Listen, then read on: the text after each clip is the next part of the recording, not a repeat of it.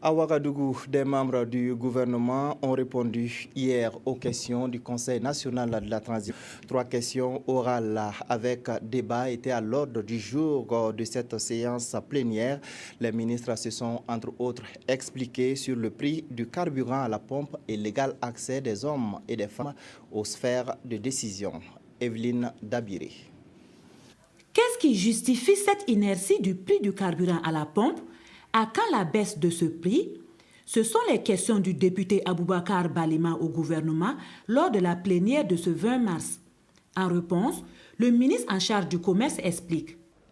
Ainsi, dans l'optique de garantir la sécurisation et la pérennisation de l'approvisionnement du pays en hydrocarbures, tout en préservant les intérêts de l'État, de la SONABI, des distributeurs agréés, des gérants des stations-service et surtout des consommateurs, le gouvernement privilégie l'application d'un mécanisme de fixation des prix basé sur la prudence et l'ajustement progressif.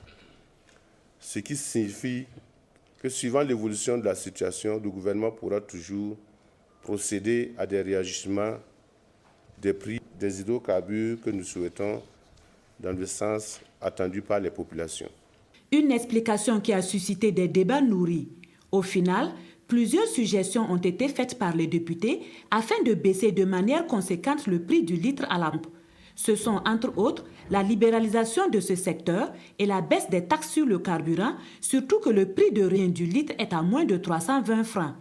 Et pour l'auteur de la question orale, je pense que je suis partiellement satisfait.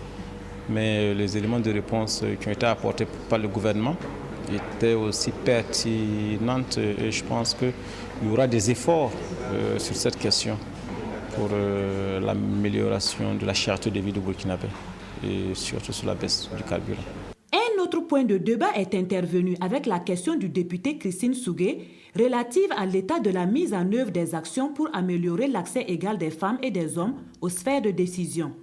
Faisant le point de cette mise en œuvre, le ministre en charge de la promotion de la femme a jugé, régulière et positive, chiffre à l'appui, l'implication des femmes dans la vie politique malgré un ensemble de blocages dus au faible pouvoir économique des femmes et aux pesanteurs socio-culturelles.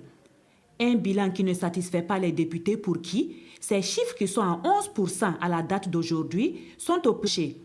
Et, conclusion du député Christine Sougué, des efforts sont à faire. Je dirais que je suis en partie satisfaite parce qu'au regard des réponses apportées, c'est dire que le ministère ne dort pas.